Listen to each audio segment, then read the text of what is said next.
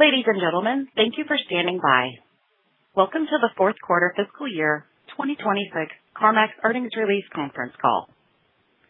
At this time, all participants are in a listen-only mode. After the speaker's presentation, there will be a question and answer session. Please be advised that today's conference is being recorded. I would now like to hand the conference over to your speaker today, David Lowenstein, VP Investor Relations. Please go ahead. Thank you, Angela. Good morning. Thank you for joining our fiscal 2026 fourth quarter earnings conference call. I'm here today with Tom Folliard, Interim Executive Chair of the Board, Keith Barr, President and CEO, Enrique Mayor-Mora, Executive Vice President and CFO, and John Daniels, Executive Vice President, CarMax Auto Finance. Let me remind you, our statements today that are not statements of historical fact, including but not limited to statements regarding the company's future business plans, prospects, and financial performance, are forward-looking statements we make pursuant to the safe harbor provisions of the Private Securities Litigation Reform Act of 1995. These statements are based on our current knowledge, expectations, and assumptions, and are subject to substantial risks and uncertainties that could cause actual results to differ materially from our expectations. In providing projections and other forward-looking statements, we disclaim any intent or obligation to update them. For additional information on important factors and risks that could affect these expectations, please see our Form 8-K filed with the SEC this morning, our annual report on Form 10-K for fiscal year 2025, and our quarterly reports on Form 10-Q previously filed with the SEC. Please note, in addition to our earnings release, we have also prepared a quarterly investor presentation, and both documents are available on the investor relations section of our website. Should you have any follow-up questions after the call, please feel free to contact our investor relations department at 804-747-0422, extension 7865. Lastly, let me thank you in advance for asking only one question and getting back in the queue for more follow-ups. Tom? Thank you, David. Good morning, everyone, and thanks for joining us. Today I'm going to provide some brief commentary on our performance during the quarter. I'll also introduce our new President and Chief Executive Officer, Keith Barr, before turning the call over to him to say a few words. After that, Enrique and John will speak to our fourth quarter results in more detail, as well as highlight a few key expectations for fiscal year 27 before we open the line for your questions. During the fourth quarter, we made solid progress on the priorities outlined last call to strengthen the business. We improved sales trends by lowering our prices, investing in acquisition marketing, and deploying an initial set of digital enhancements designed to drive conversion. We also continued streamlining our cost structure and lowering the cost to bring cars to market, helping us offer more affordable vehicles. Concurrently, we made meaningful progress on our SG&A reduction goals, CAF full spectrum ambitions, and extended protection plan redesign. Before I get to Keith, I'd like to thank David McCreight for stepping into the role of interim president and CEO over the past several months. As we search for the right leader to guide CarMax through its next phase of growth, David's leadership was critical in strengthening the business in the near term and solidifying the foundation for growth ahead. David will continue to be a tremendous asset to the company, serving as an independent director of the board. Well, the board and I are thrilled to welcome Keith to CarMax. In searching for a CEO, we were looking for several attributes. First and foremost, a people-first leader who will fit well with CarMax's award-winning culture. An established, proven leader with experience leading a complex business, someone with a strong customer focus and a track record of driving growth and strengthening brands, experience maximizing the benefits of an integrated omni-channel model, and finally, experience leading digital transformation. Keith embodies each of these characteristics, making him the right choice to lead CarMax through a critical juncture and drive the company's next chapter of growth. I'll now turn the call over to Keith to introduce himself and say a few words. Keith? Thanks, Tom, and good morning, everyone. I want to thank the board for their trust in me. I am honored to join CarMax and lead this iconic organization alongside our talented associates. For more than 30 years, CarMax has helped shape the way people buy and sell used cars, and in doing so, has earned something rare: the trust of its customers. A customer and associate-centric approach is central to how I lead, and I recognized right away that it is central to CarMax as well. This is one of the many things that attracted me to this team. CarMax has built something truly exceptional: a beloved brand, the combination of an unmatched physical footprint and strong digital infrastructure, and an award-winning people-first culture. I am confident that we can build on this strong foundation and better serve our customers and unlock the significant opportunities ahead of us. Before joining CarMax, I spent my career in hospitality, holding numerous leadership roles in commercial, operations, and technology, and ultimately serving for 6 years as CEO of IHG Hotels and Resorts. I led a successful transformation that created value for shareholders through empowering associates and pioneering a better experience for customers that has become the industry standard. On the surface, hotels and used cars may seem different, but at their core, both businesses succeed by delivering the right product at the right price in the right way for the customer. My time in hospitality was defined by placing the customer at the center of every decision. The auto market is evolving quickly, and I believe a fresh, outside perspective can be a real advantage, especially when it's grounded in respect for the complexity of the industry, a deep understanding of the competitive landscape, and a clear focus on changing customer expectations. I believe there's a tremendous opportunity ahead to better meet the needs of today's consumer. CarMax's scale, including the fact that we reach 85% of the U.S. population, is a competitive advantage in this market. Paired with our brand and culture, we are well positioned for success. Our recent performance has not reflected our potential, and closing that gap is exactly what we are focusing on. I have been spending my first few weeks deeply familiarizing myself with every aspect of the business. This has included meeting many talented associates across the organization, both in our corporate offices and in the field, studying our customer and associate experience in both the buying and selling journeys, assessing our omnichannel capabilities, and understanding our approach to reconditioning, inventory, pricing, marketing, and CAF. In addition to the actions that Tom and David initiated during the fourth quarter, we're working hard to identify where we can improve. And when we have more detail, we will communicate our plans with you. What I can already say with absolute certainty is that we will put the customer at the heart of every decision we make to drive better performance. Through that lens, this is what we will prioritize. First, make CarMax the obvious and easy choice. That starts with consistently delivering 3 things that matter most to customers: a competitive price they trust is fair, access to a broad selection of high-quality vehicles, and an end-to-end experience that meets the needs of today's consumer. Second, use technology to drive more differentiated experiences and efficiencies. We'll use software, data, and AI in practical ways that make it even easier for customers to buy and sell cars, and easier for our associates to serve them. That means reducing friction across the journey, personalizing the experience, improving how we match inventory and pricing to meet customer demand, and ensuring a great experience both in our stores and online. Third, act with more urgency and intention, while ensuring there's alignment across the organization. We will change what is not working, double down on what is, and keep evaluating opportunities and risks as we move. We'll be bold, hold ourselves accountable, and move with the speed as we build a durable, long-term growth engine. These 3 priorities are where we'll begin, and I expect our work to evolve as I continue to listen, learn, engage with our teams and investors. We have a meaningful opportunity ahead of us as we strengthen the business and improve our execution to drive growth and returns. I look forward to sharing more about our strategy and long-term objectives in due time, and I'm confident in what we can accomplish.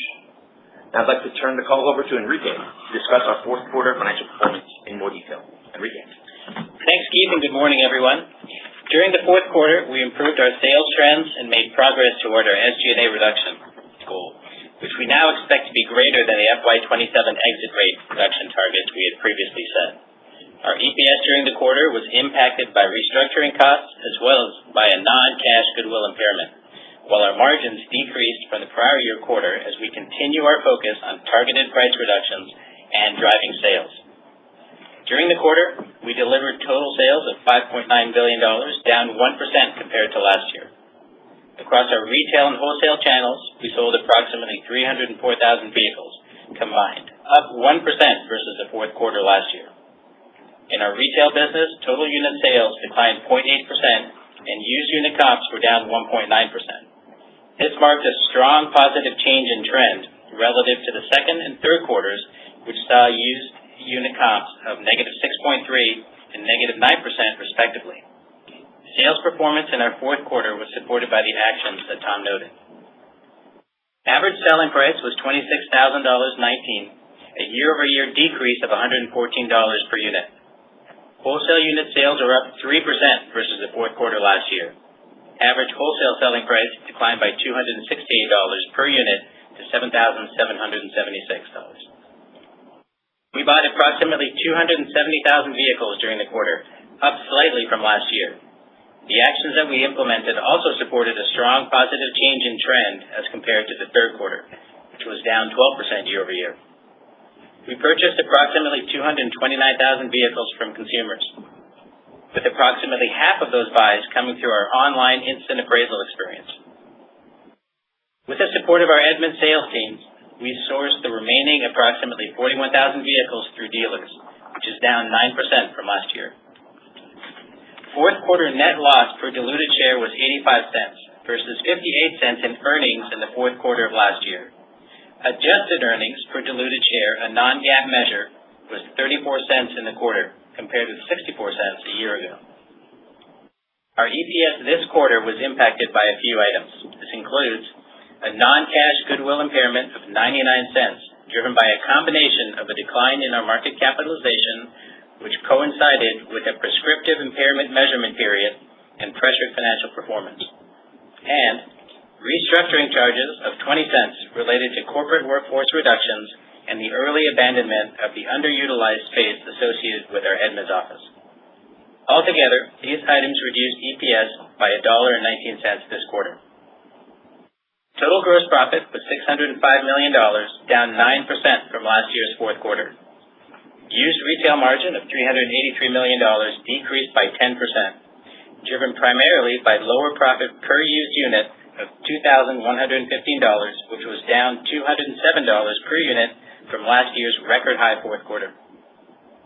Wholesale vehicle margin of $115 million decreased by 7% from a year ago, with lower wholesale gross profit per unit of $940, a decline of $105 per unit, partially offset by higher volume.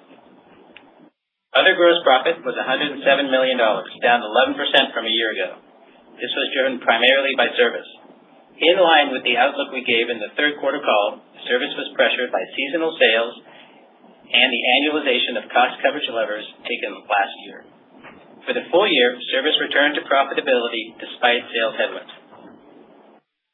CarMax Auto Finance income of $144 million was down 10% year over year. John will provide detail on CAF in a few moments. On the SG&A front, expenses for the fourth quarter were $611 million. When excluding the previously noted restructuring costs, SG&A was $577 million, down 5% from the prior year. SG&A dollars for the fourth quarter versus last year were mainly impacted by three factors. First, total compensation and benefits increased by $31 million, driven by lower corporate bonus and stock-based compensation, as well as lower CEC payroll following the actions taken last quarter. These savings were partially offset by $12 million in restructuring charges tied to our SG&A cost reduction efforts. Second, occupancy costs increased by $27 million, including a $21 million charge related to the exit of our Edmunds office lease. That action will support lower SG&A moving forward. The balance of the increase was primarily timing related. Third, advertising expense increased by $6 million, reflecting higher acquisition marketing spend. Turning to capital allocation, during the fourth quarter, we repurchased 1.3 million shares for a total expenditure of $50 million. As of the end of the quarter, we had $1.31 billion in repurchase authorization remaining.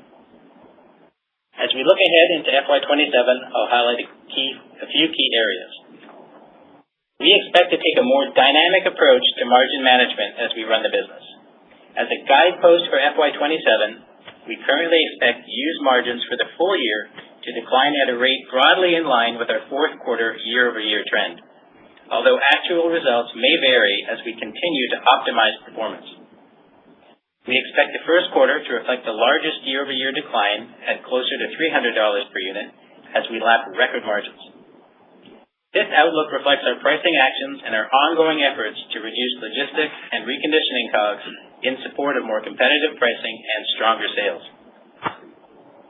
We have completed our EPP product redesign and testing and have begun our national rollout, which we expect will drive approximately $35 per unit in margins in FY27. We will ramp throughout the year, driven by the rollout plan.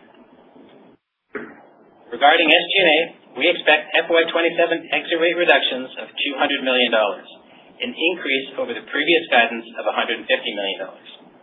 However, the year-over-year savings within FY27 are expected to be offset, primarily as we annualize over the materially reduced corporate bonus and share-based compensation in FY26, which offsets approximately half of the FY27 in-year savings, inflationary pressures, and new location growth. With our focus on lowering vehicle pricing through lower GPUs and COGS efficiencies, we will be transitioning our SG&A efficiency metric to a per total unit ratio, which will consist of retail plus wholesale units.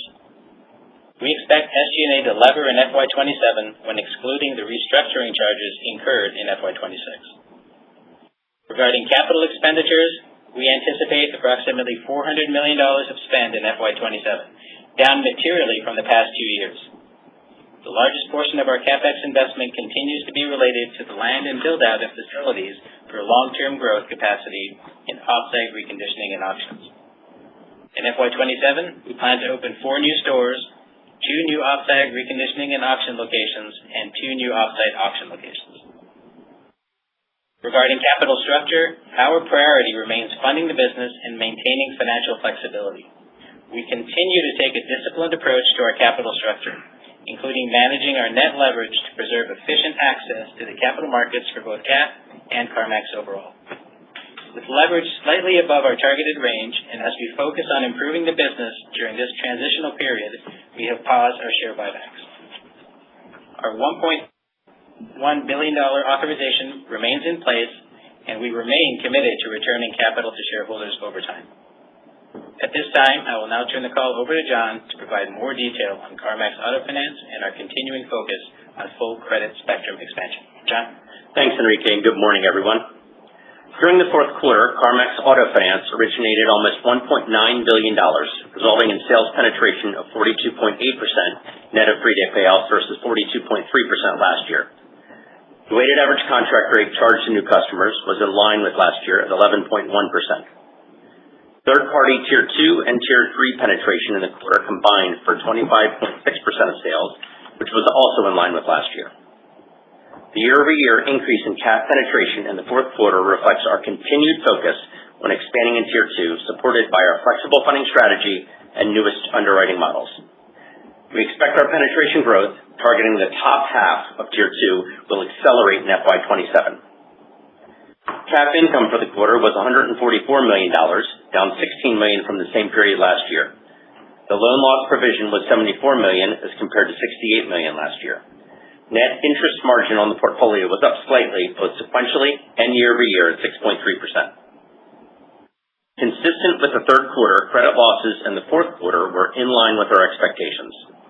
CAF's $74 million loan loss provision largely reflects expected charge-offs on newly originated loans, including those tied to our credit spectrum expansion, primarily into the top half of Tier 2. Total reserves ended the quarter at $453 million, or 2.78% of auto loans held for investment. We also designated a $100 million pool of non-prime loans as held for sale during the quarter, which does not require a loss reserve. As signaled previously, we anticipate leveraging future off-balance sheet funding transactions strategically as it supports our full spectrum growth strategy by balancing income and future provision risk. While cap income was down year-over-year in the quarter, this is largely reflective of a reduced held-for-investment receivable base impacted by the $900 million 25D transaction executed in Q3, coupled with lower origination dollars over the last few years. CAF realized approximately $5 million in servicing fees during both the third and fourth quarters. The third quarter also included a $27 million gain on sale as a result of the 25B transaction. As we grow our volume in Tier 2, we will continue refining our funding strategy and earnings model throughout the year. We believe a diversified funding approach gives us flexibility to optimize returns beyond traditional third-party lender fees while maintaining appropriate risk discipline. More broadly, we see CAF penetration growth as a contributor to the larger strategic goal of retaining a higher percentage of finance income. As always, we will carefully consider the current state of the economy and consumer as we shape our strategy. I also want to provide an update on our redesigned extended service plan, MaxCare, which focuses on mechanical coverage, and our new MaxCare Plus offering, which adds cosmetic protection. The redesign of these products is aimed at increasing penetration by improving affordability amid higher vehicle prices and has shown encouraging results across multiple markets to date. As Enrique mentioned, we have completed our product enhancement testing and expect to achieve nationwide rollout by Q2 of FY27. Now I would like to turn the call back over to Keith. Keith? Thank you, John. Before we open the line for questions, let me leave you with a few final thoughts. I want to thank Tom, David, and all our CarMax associates for the foundation they have built. We made progress in the fourth quarter to improve affordability and streamline our cost structure. The time I've spent with associates in our offices and in the field has only reinforced my confidence in the opportunity ahead. We have a strong foundation, a powerful brand, and our focus is clear. Make CarMax the obvious choice for customers. Use technology to create more differentiated experiences and efficiencies, and operate with greater urgency and intention.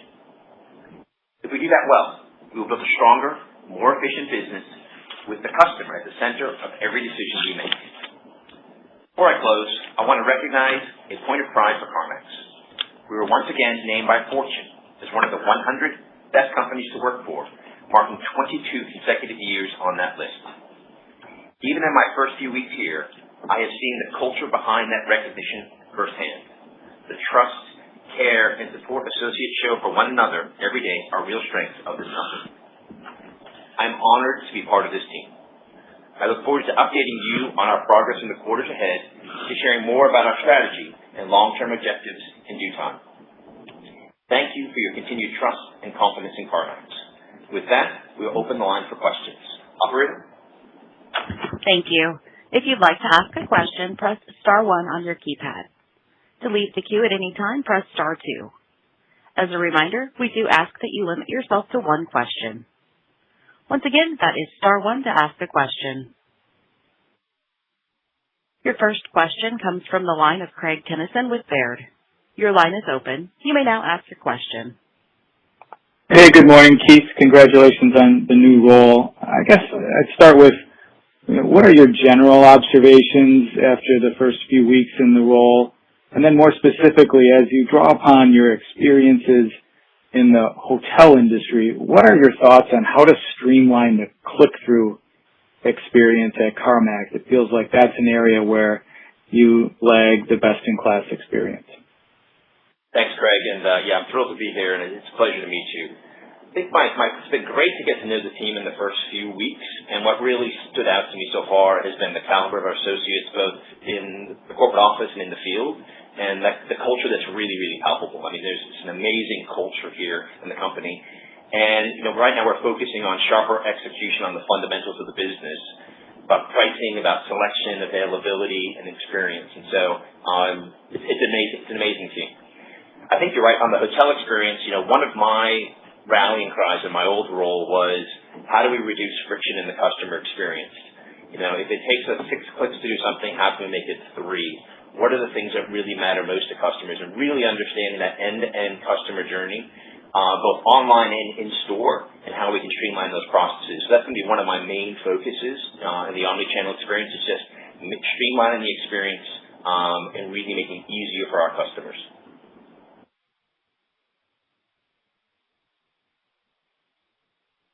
Thank you. Our next question comes from Brian Nagel with Oppenheimer. Your line is now open. Good morning. Keith, welcome. Look forward to working with you.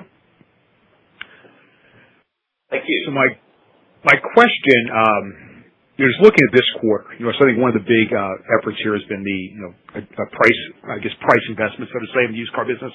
So maybe you can discuss further, what you saw in terms of elasticity and demand as you adjusted prices. How much of while used car unit comps were still down, they did improve rather significantly from the prior couple of quarters. I mean, how much of that could you attribute to these price investments? And I know you gave us at least some guidance for the first quarter, but I mean, how should we think about these price investments going forward? Yeah, Brian, thanks for the question. The impact that we had on the quarter was really, there were several things that we did, right? So we took our prices down. You can see that in the GPU. We increased our acquisition marketing spend as well, and we also made improvements to our online selling capabilities just through our website experience. I would tell you, out of those three things, pricing certainly, we believe, had the biggest impact, although we think all of those levers impacted our trend positively. And I'd tell you the results that we saw this quarter were pretty much in line with what we had expected given the actions that we took. And so, we are really pleased with the change in direction. We are able to, coming out of the third quarter, we made it very clear, our objective right now is to get the sales flywheel going, and we're pulling these levers, and that's exactly what we saw. And we have those levers in place here moving forward as well. So could I follow up quickly, David, on that topic? I mean, just is there a way to quantify, again, looking at the improvement, so to say, that we saw in used car unit comps here in fiscal Q4 versus 3 and 2? Is there a way to quantify? I mean, how much of that was a direct result of these efforts you took? Yeah, it's not really. We haven't really talked externally about the price elasticity. We have a very deep understanding of price elasticity. It's not something we've necessarily communicated externally exactly what it is. But again, what I tell you is that change in trend and a positive change in direction, those three items drove it.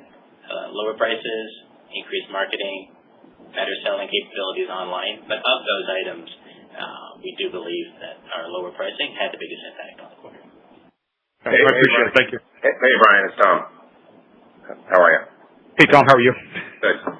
I think it just proves price matters in this business, and we had as we said at the beginning of last quarter, we kind of had let our prices drift up where we weren't as competitive as we'd like to be.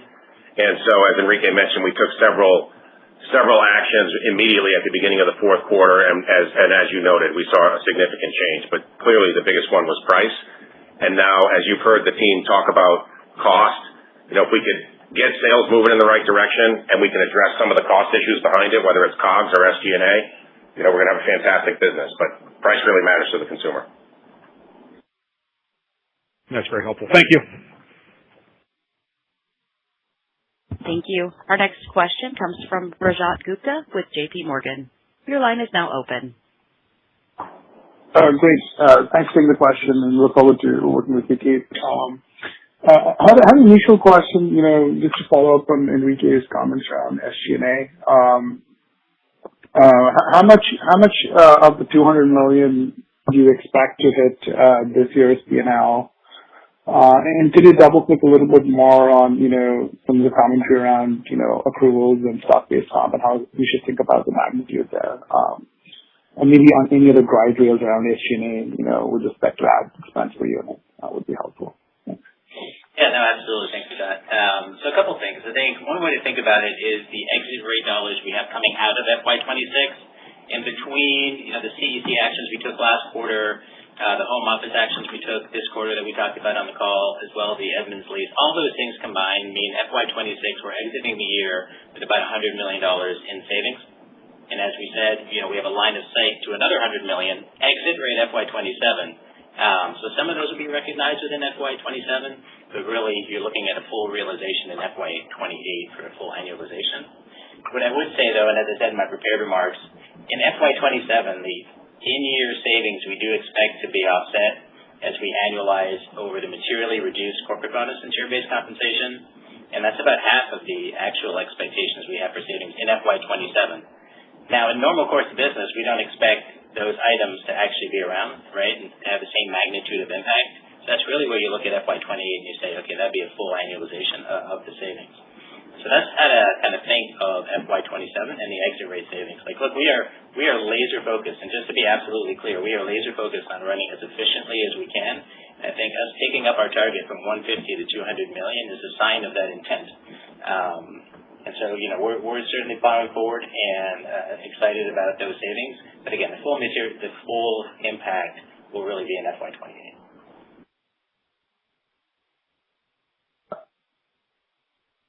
Did you have a second part of your question, Rajat? I had just quick follow-up for Keith. Sure. Yeah, so I'm just curious, as you've had a chance to look at the portfolio a little bit, would you consider taking a look at just, your store count as well, and, maybe think about pruning the number of locations you need, the density you need? I'm curious, how that would fit into, how you're thinking about, rationalizing and just creating more efficiency. Thanks. Yeah, it's Enrique again. As we go through our strategic planning process here with Keith's new leadership, it's certainly something that we're going to be assessing. Look, we're going to go through a strategic plan outlook. We're going to come back, and as Keith mentioned in his prepared remarks, we're going to come back at the appropriate time and communicate what those longer-term objectives are, what the goals are, and the key underpinnings of that strategy. So at the current moment, I think that, a lot is on the table, and that's something that we'll be assessing as part of the strategy. Understood. Great. Thanks for all the color. Thank you. Our next question comes from Sharon Zackfia with William Blair. Your line is now open. Hi, good morning. Thanks for taking the question. I guess as you think about kind of improving affordability and clearly, taking this GPU hit currently, are you also kind of considering maybe relaxing some of CarMax's standards? And I don't mean on the mechanical side, but on the cosmetic blemishment side, is there an opportunity to sell a few cars with dings or modest scratches where it might be more affordable to the consumer and could be clearly disclosed, given that most of the research is done online? Yeah, Sharon, thank you for the question. Certainly if you look over the past year, right, we have taken, what we internally call it, but I think everyone kind of externally knows as well, like Value Max cars, so our older cars. We've taken the mix of our Value Max cars up pretty considerably this year, which is really a sign towards, we recognize, as Tom mentioned, pricing is key, affordability is key, and so that's, one way of thinking of us meeting the customer where they want to be met on price is just increasing our mix of Value Max. I think at the same time, taking a harder look at, how exactly can we even better do that is something as part of our strategy we're going to consider. Because clearly over the past year, sales have not been where we want them to be, and so we need to consider all potential levers when it comes to going to the market. I think the one thing that we will not change, though, is absolutely the overall relative quality standards that we have and that we're known for. CarMax is known for a quality car, and that will continue. But, there's probably items around the edges that we can take a harder look at and make sure that we meet today's customers' demands today. Enrique, can I follow up? I know Keith's been there for a minute, but is there any kind of time frame when we should expect kind of the strategic plan and some maybe more concrete benchmarks on SG&A per car and things like that? Yeah, you're right. Keith has been here a minute. And so, we have our planning sessions that are underway here, and that'll we'll start doing those over the next quarter here. I think in June you'll probably start to see some headlines maybe. I don't expect by June there'll be a full strategic path forward. But in June you'll start to get a sense of where we're going. And then certainly shortly after that, I would expect that we'd have a strong point of view on where we're going and the key metrics that go along with that and our outlook for the future, which we're really excited about. Okay, thank you. Thank you. Our next question comes from Scot Ciccarelli with Truist. Your line is now open. Good morning, everyone. So 2 strategic questions, if I may. First on sales. If price reductions and a $300 GPU drop were to accelerate comps to the positive range, would you expect it to push it even further because it's working, or is there a floor on GPU levels that you're kind of thinking about? And then secondly, on the SG&A side, it sounds like you have an expectation to improve the customer experience, especially with online transactions. But can you help us reconcile, like, you're also expecting to cut OpEx and CapEx pretty significantly, and presumably some of those things cost money. Thanks. Yeah, maybe just to start with SG&A, so we have increased our target, right, from 150 to 150 million to 200 million, and we'll continue to assess it's at the right number. I think the key point here is that it's critical that we balance our cost reduction goals with our ambitions to grow the business, right? And to your point, there is a little tension between the two, and I fully expect as part of our strategic planning deliberations that's going to be a topic. Right, we want to make sure we're running as efficiently as possible, but we also want to make sure that we're actually funding the business appropriately, and that may mean reallocating certain resources, it may mean reducing certain resources, and in certain areas perhaps increasing resources, right? But that's going to be a key point of tension as we build out our strategy kind of moving forward. And then when it comes to price, I think the other lever to consider, right, that we're always focused on, but I think will take on heightened importance, is COGS and reducing our COGS and logistics costs. Because when you do that, you actually then have multiple choices ahead of you. You can either just take it straight and give it to the customer, you can take it to margin to help offset some of that pressure, or you can do a combination of the two. And that's really something that we're laser focused on kind of moving forward. And that certainly will be a key tenet of our strategy moving forward as well. Hey, Scott, I'm just going to build on what Enrique said. In my past experience, becoming a more efficient business and lowering SG&A doesn't come at the expense of a great customer experience. You can actually improve quality, leverage technology, and become a more efficient business at the same time. And I think that's what we're going to be very focused on. Spending time with the team in the stores, there's a number of opportunities for us to, again, make it easier for our associates to serve our customers and give a better experience for our customers both in-store and online more efficiently. So I've done that before and looking forward to working with the team to do it again. Okay. Thanks, guys. Thank you. Our next question comes from Daniela Haigian with Morgan Stanley. Your line is now open.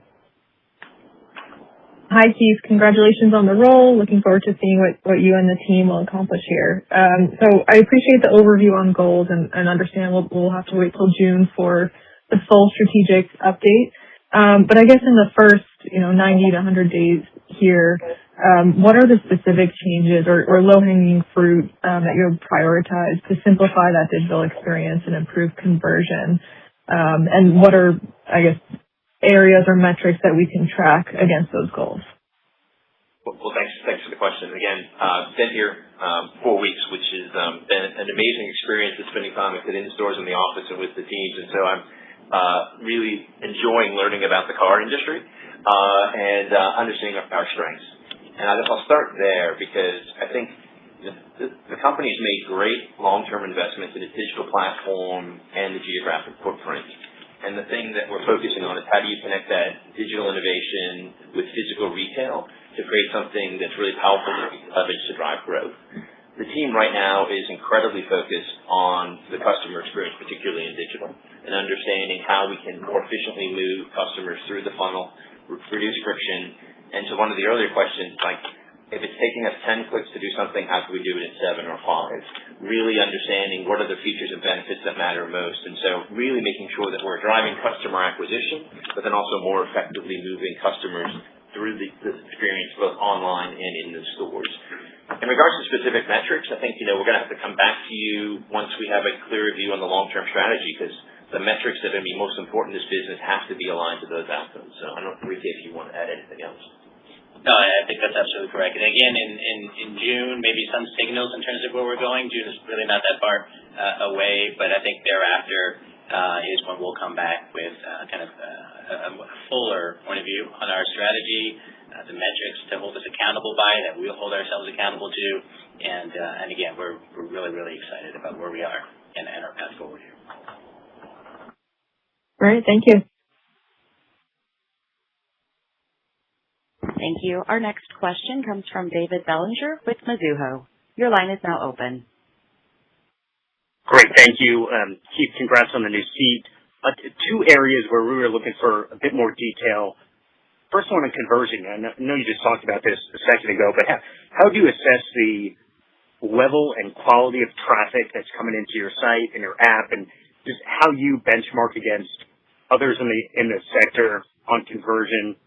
And then second piece on vehicle inventories.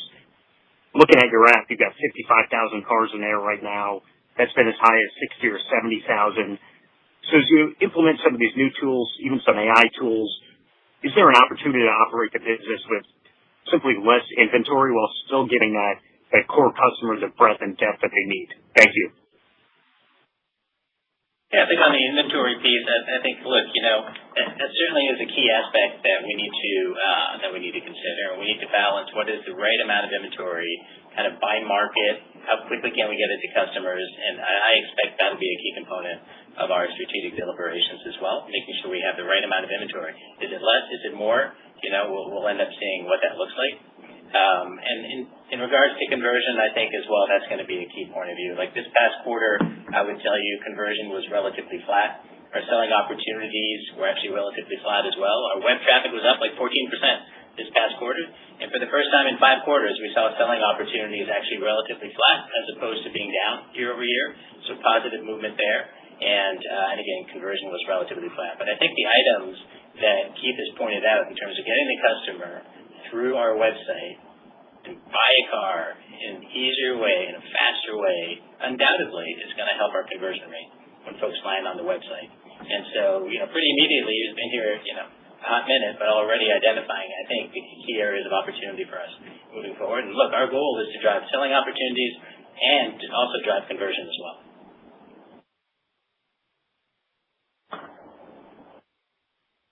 Thank you. Our next question comes from Jeff Lick with Stephens Inc. Your line is now open. Good morning. Add my welcome to Keith. Question, Tom, because this is probably going to be your last call to get the benefit of your wisdom.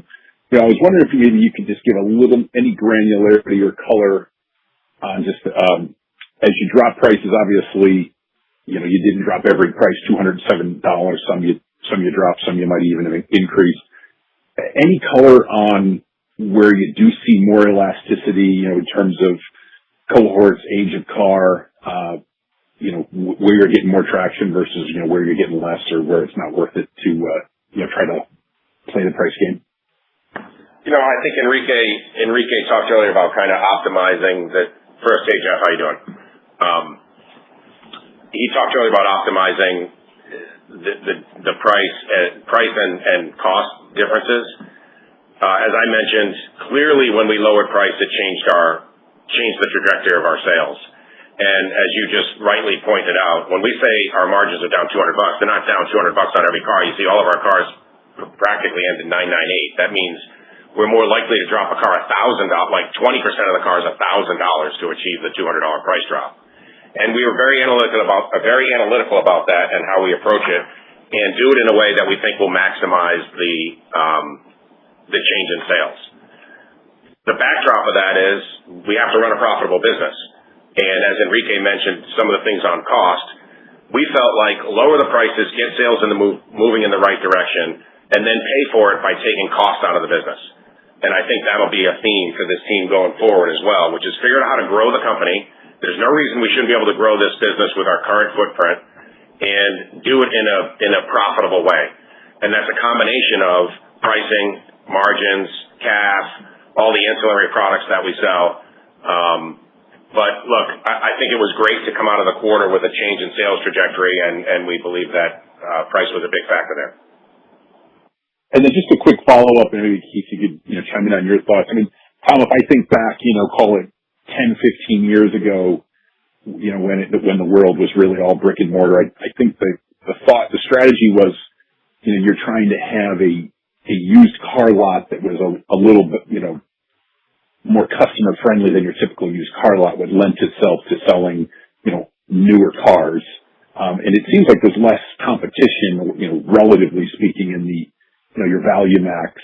I wonder, culturally, are you more willing now to explore that 7, 8-year-old, 9-year-old sale and, kind of mix the person who's coming in looking for that 3-year-old Jetta versus the person that's coming in looking for the 8-year-old, Ford Explorer? Again, we're a demand-driven business, and Enrique mentioned earlier about internally we call it Value Max. It's really just an older car with higher miles, but we want to keep it at the same quality standard. I believe, Enrique, our inventory is around 50% Value Max. That was 15, 20% 10 or 15 years ago. So yeah, and again, this year we have absolutely increased our inventory and sales of our older cars to drive to meet the customer where they want to be met on affordability to help support sales. But at the same time, Jeff, clearly overall, if you take a look at the entire year, we're not where we want to be, right? And so I think we need to continue to assess from a sales standpoint. So we need to continue to assess what is the right level of inventory, what is the right age of inventory, and the price points. And that would be part of our deliberation, certainly. Yeah, and Jeff, it's a double-edged sword. You buy older cars with higher miles, they cost more to recondition, and they take longer to recondition. So, it's not, and Keith said it earlier, it's the right car in the right place at the right price. And so it's a combination of those variables. Awesome. Well, thanks for taking my question, and Keith, looking forward to working with you. Thank you. Thank you. Our next question comes from Michael Montani with Evercore ISI. Your line is now open. Yes, hi. Thanks. Good morning, and welcome to Keith. Looking forward to working with you as well. Thanks, Michael. Wanted to ask if I could, John, if you could unpack a bit more some of the trends that we're seeing on the credit side with respect to roll rates and delinquencies, both in terms of on a like-for-like basis of credit quality and applicants, as well as given some of the mix changes that have occurred maybe towards more upper end of year two. Sure, yeah, appreciate the questions, Michael. With regard to roll rates and delinquencies, I think across the kind of the auto lending industry, lenders would say customers, maybe absent exception of maybe the highest credit quality, the 800 plus FICO, they certainly are feeling the stress of affordability, inflation, et cetera. So, those customers from mid-tier one all the way down to deep subprime, are feeling the stress. Delinquencies are higher, roll rates are higher, and for us as a lender, our job is to support them, help to service them, and then, set the reserve accordingly in preparation for that. And I think we've done that over the last, at the end of Q3, we've hit our losses right on the mark in Q3 and Q4. So we feel good about where we sit. But there is a stressed customer out there, and we are thoughtful on that. That being said, again, it's a highly profitable business. We provide a fantastic car and a fantastic experience. So that's why we are willing to go into the tier 2 space, and we are growing that space. You've got loans of value of $3,000, $3,500 on top of the tier 1 business. So we look forward to growing that. So we have shifted our focus. Obviously, we will always take all the tier 1 volume, but we're growing in tier 2. We signal that. We're 43% penetration this quarter. We anticipate that accelerating over the course of FY27. We've made market changes to grow that across the last year, including Q4. And so we will look forward to booking that tier 2 volume. We were approximately, less than 10% of tier 2 a year ago. We're closer to 20% in this quarter of tier 2, and actually exiting the quarter, we're actually a little higher than 20%. So we look forward to taking on that volume, servicing that customer, reserving accordingly, nailing that, and obviously generating more income for CarMax. Thank you. Thank you. Our next question comes from John Babcock with Barclays. Your line is now open. Please go ahead. All right. Thanks for taking my questions. I just have two quick ones here. I guess just first of all, in capital spending, you talked about how that's going to be, down over the last couple of years. Are you able to provide any color in terms of where you're reducing spending, whether that's on the maintenance side or the growth side? Yeah, it's actually a little bit of both. And so, number one, on the growth side, we're taking new stores down from 6 to 4, as I talked about in my prepared remarks. So that's one of the drivers. At the same time, from a off-site reconditioning and auction standpoint, we've spent the past several years buying the actual real estate, when it comes to those sites. And so what you see this year is a little less on real estate spend as well. And then overall, just for our stores as well, just a little bit more heightened focus, just a little bit there, a little more heightened focus on prioritization of resources there. So you kind of see it across the board, really. Okay. That's very helpful. And then also, just given everything that's going on in the Middle East right now, I was wondering, I know you've talked about lowering pricing and, marketing spend and everything else you're doing to really try to drive more traffic, drive more consumer interest in CarMax. Just kind of curious, though, how have the Middle East tensions impacted what you're seeing, and do you think that's going to have a notable impact on your overall year-over-year growth trends, or do you think that you can grow through, despite that? That's a great question. What I tell you is what I point you to really is more the industry, right, for the month of March. And in the month of March, the industry actually, supported by a pretty strong tax season, was pretty healthy. We're not going to talk about our intra-quarter performance, but what I tell you, the industry itself is actually pretty healthy coming out of March, or into March. And I tell you, moving forward, I do think it's something that we need to watch between inflationary pressures, between what has now been, on record, the lowest consumer sentiment on record here. So it's stuff that we're watching, right? But at the same time, we are focused on what we can control. And what we can control, especially given now that we have a much more dynamic approach to margin management, is we can react to what's happening in the market pretty quickly. And so, we're excited to have that approach a little bit more dynamic, as I mentioned. And we'll control what we can control. All right. Very helpful. Thank you. John, just to add one more thing there, which I've been really impressed about is how the team has been talking about what's happening in the market.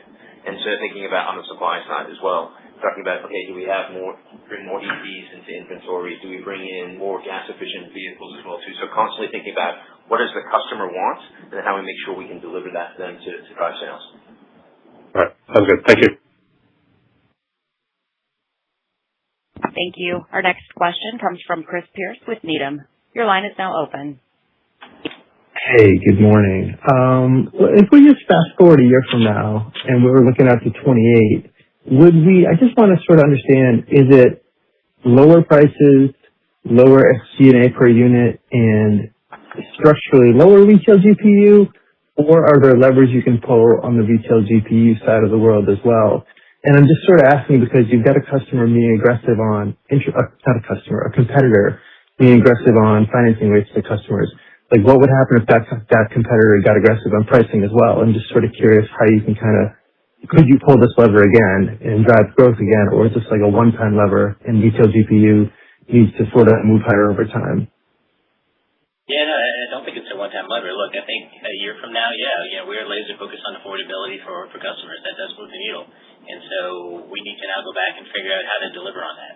And as I mentioned earlier, certainly a focus on COGS, logistics costs, is going to take a heightened focus in our strategic planning process. Because again, that is a lever that you can either give to the customer, you can either take the margin, or you can do a combination of those two things. That is a very powerful lever, and it's one where we think we have opportunity and one that we're laser focused on. But what I think is non-negotiable is being more price competitive. And we've actually seen that. We do track our relative price competitiveness on pretty much on a weekly basis here, and what we have seen is that price competitiveness has gotten better and pretty much in line with what we expected for the quarter. And so we've been pleased with that movement, and you saw the results. And Chris, I'll just add to that. As Enrique mentioned about, you talk about the retail side and the retail margin, we've signaled and, clearly have shown in what we're doing in the CAF side of it, there is clear opportunity on the finance margin. And we're going to go after that. We're excited about the EPP product and the added margin there. So, we look at it holistically. We're going to look at it dynamically, and I think we can really support in those two buckets as well. Okay, and then just Enrique, if you could sort of help me if I think about logistics as part of retail GPU, what kind of lever are we talking about? Is that a couple $100 or just kind of bucket it a little bit? So if you did decide to take that back and pass something on, how much of a lever is that on retail GPU to the extent you can say? Yeah, no, our overall spend on logistics is north of that, right? So, but in terms of where the actual dollars will come from, logistics is an opportunity. We know just the actual labor that goes into reconditioning and all the costs associated with that, parts, everything is an area of opportunity. But we believe there's plenty of opportunity there. increase and improve our price competitiveness. Okay. Thank you and good luck.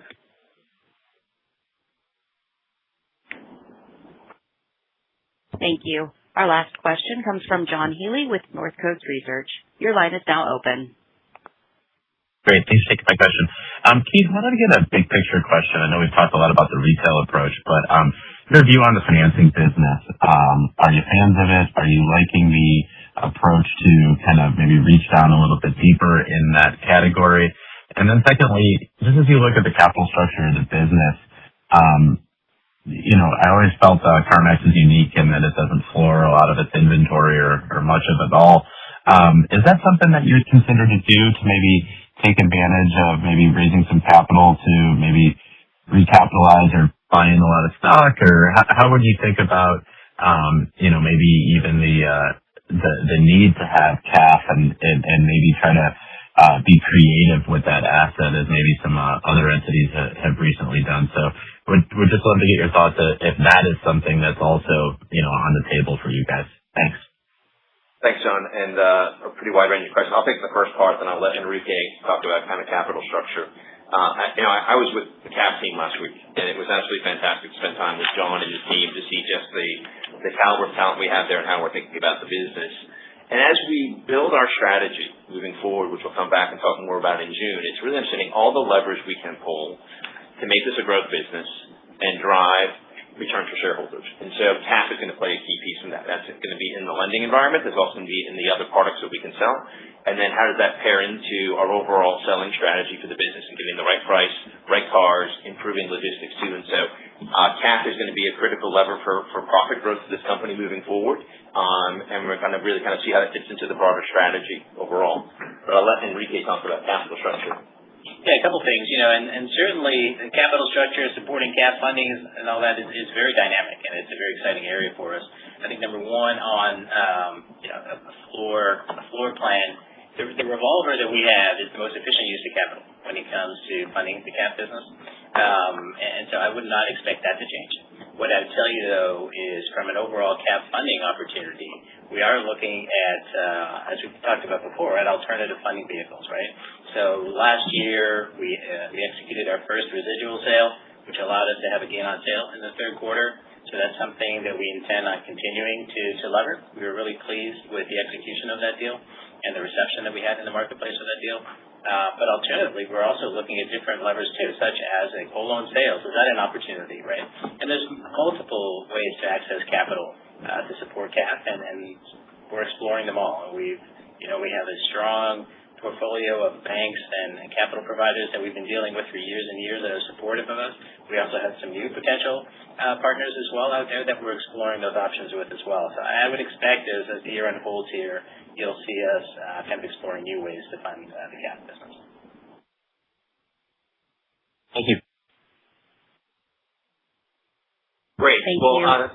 I think I'll bring that to the last question. So thank you for joining the call today, for your questions and for your support. And I look forward to getting to know all of you better in the quarters to come, and we will talk again next quarter. Thank you. Ladies and gentlemen, that concludes the fourth quarter fiscal year 2026 CarMax earnings release conference call. You may now disconnect.